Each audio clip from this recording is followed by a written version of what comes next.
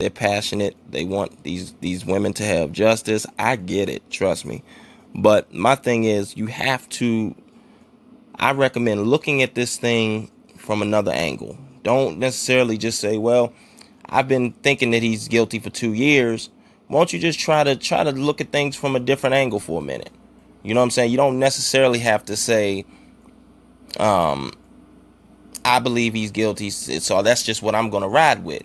Just look into things and stop believing necessarily everything people are saying. Because I'm telling you, a lot of these people, they coming on here, man, they saying a lot of things and they're not saying allegedly in front of it.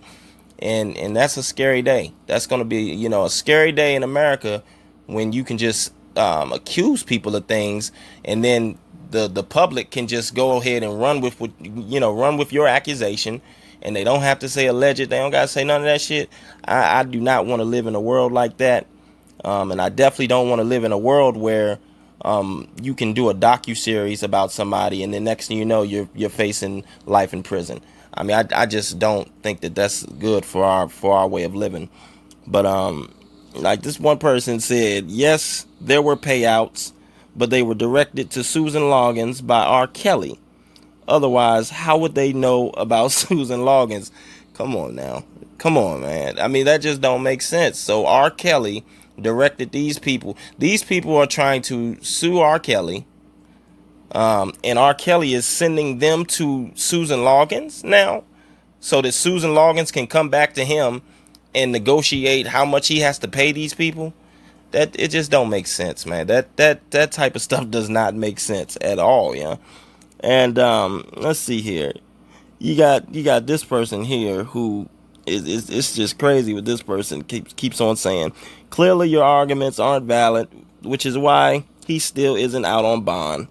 After a year, they appealed his request for bond, and guess what? It was still denied.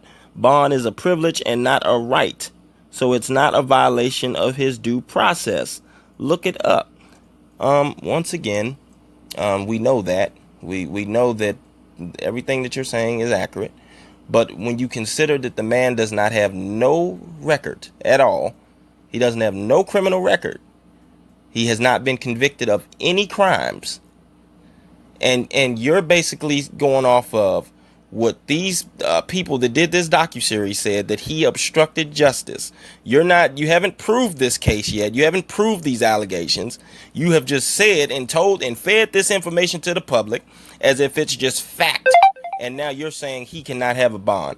That's not right. That's not right. And I don't care what nobody says. Whether you like it or not, I'm going to keep bringing this back to you. The Constitution states that every citizen, including R. Kelly is not exempt from this, okay?